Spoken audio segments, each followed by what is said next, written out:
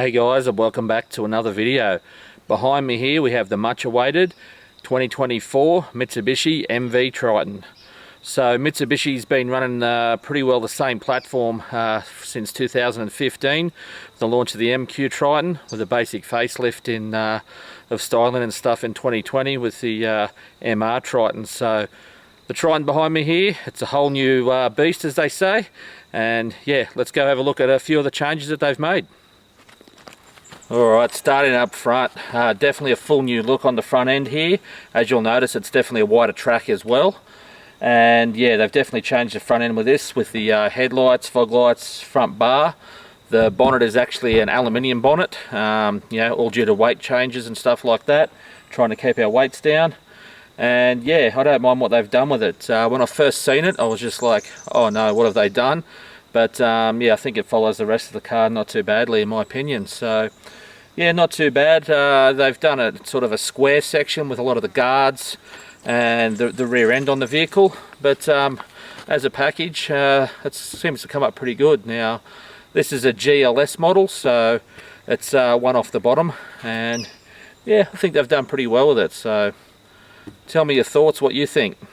Have they wrecked the front grille, or have they made it a lot better than previous models? Let us know in the comments. Alright, one of the big changes is the engine. It's still running a 2.4 turbo diesel, but it's definitely changed a little bit to the previous model. So let's pop the bonnet and see what's under here.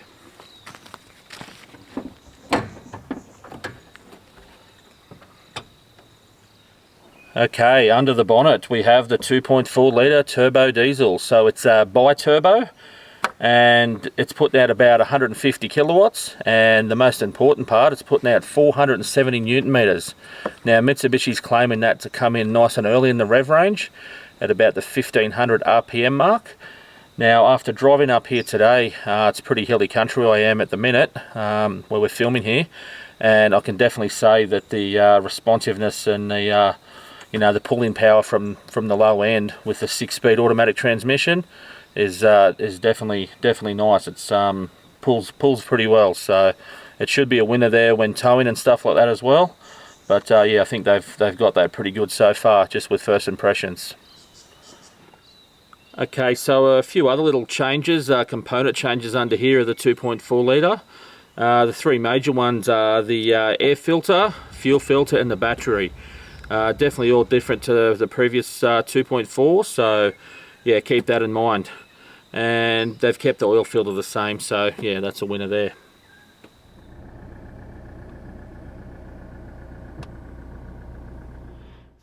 Alright, interior. Now this is probably my biggest impression on this car straight off the bat. As soon as I opened the door when I first looked at one of these, was definitely the interior. What they've done is definitely stepped it up. Beautiful 9-inch screen here. Everything just seems nice and easy to use. It's volume controlled.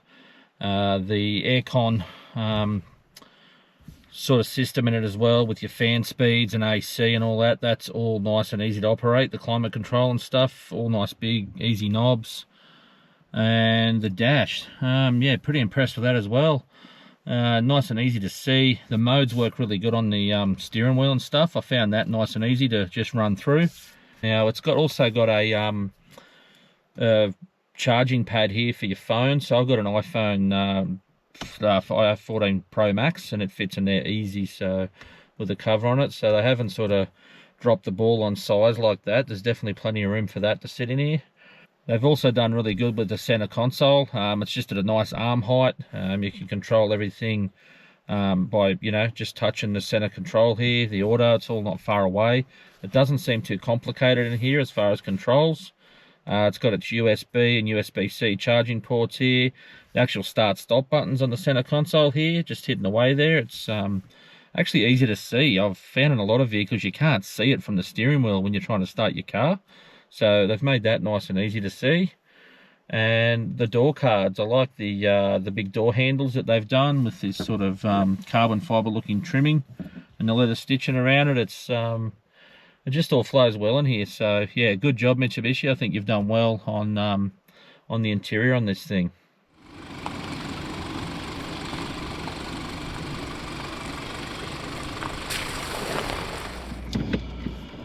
Okay, let's get it in low range and see what it does in some steeper country. Being auto, you got to use your brake just a little bit here and there, but yeah, it's nice and smooth, I'm going to say that. Just some of this rough stuff I'm going over now, it's yeah, definitely doesn't seem as rigid as past models, that's for sure.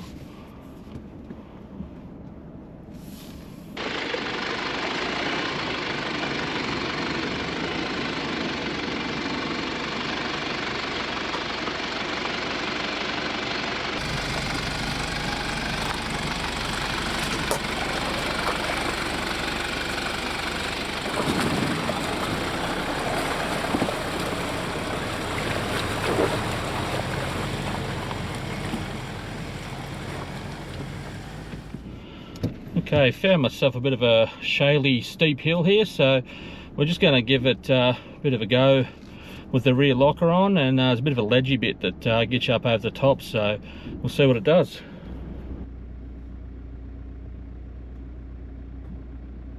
So the rock mode just delays the pedal, so it's not jerky in these little conditions like this. You can just you know, ease your way over things.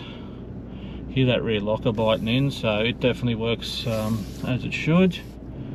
But yeah, just coming up to the shaly steep spot now, so we'll see what it does.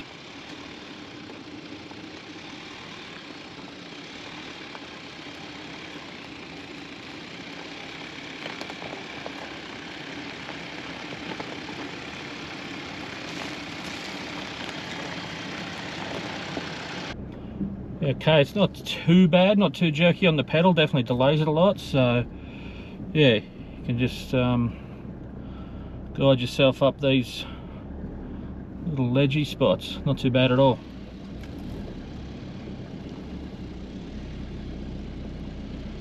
Don't mind the low range in it so far for going up hills. So yeah, you can definitely slow it right down and get right down to that crawling pace, so more than impressed there.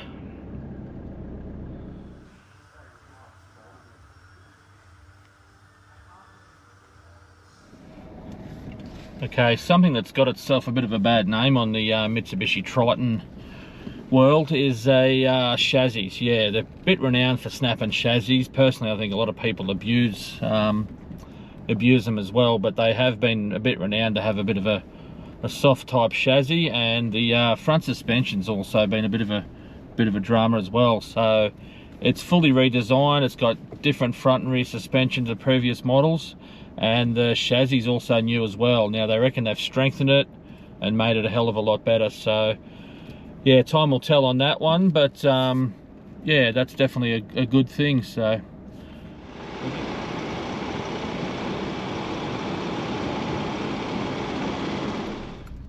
okay, so far as around town goes driving this thing, like most of these modern turbo diesels, yeah, it's nice and zippy, punches through the gears nice, it's not too harsh.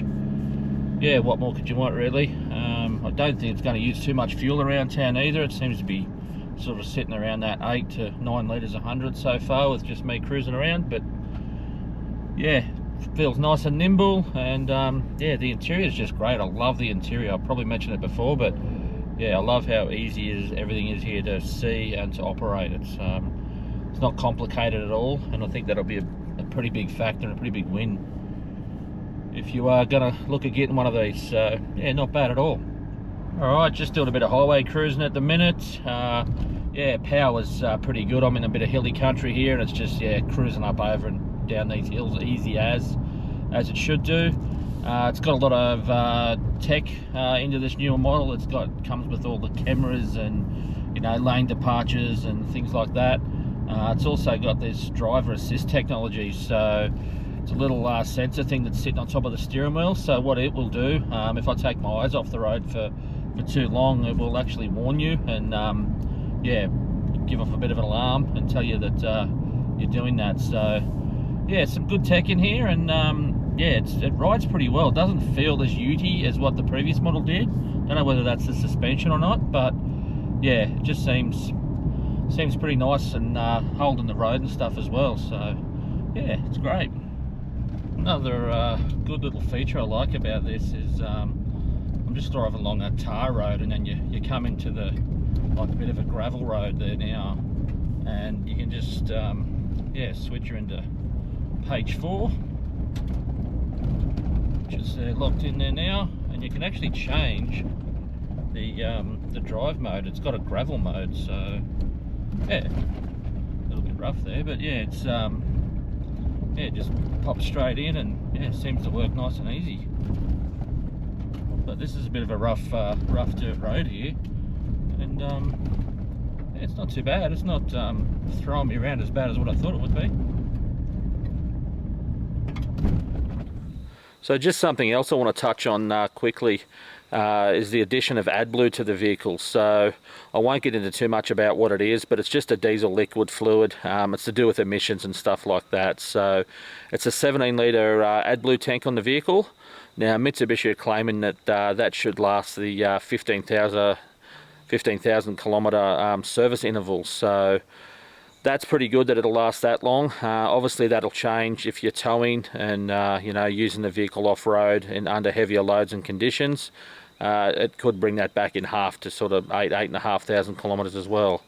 But Mitsubishi are claiming that it will last up to the 8,000 or 9,000 kilometres at a minimum. So it's not too much to worry about, but it's just something I thought I'd bring up. And yeah, let's face it, it's the way cars are going with all this emission control and technology. So just wanted to have a look at as well.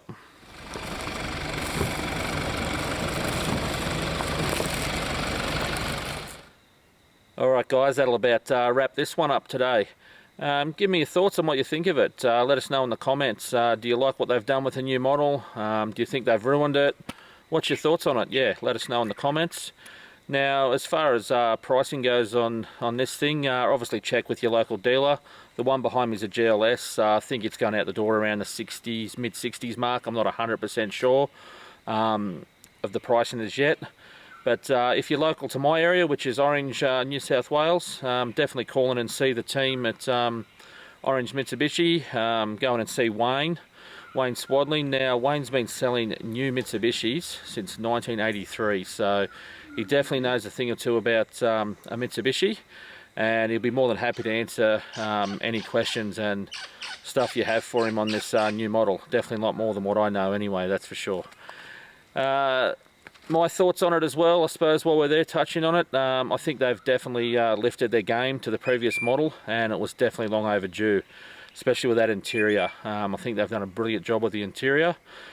Front suspension change, I think that was a great idea, and yeah, obviously more powerful motor, that just makes perfect sense, and also the wider track and bigger cargo area and stuff too. That's definitely a positive from my eyes. So anyway, we'll leave it at that, and yeah, we'll see you on the next video guys. Cheers and thanks for watching.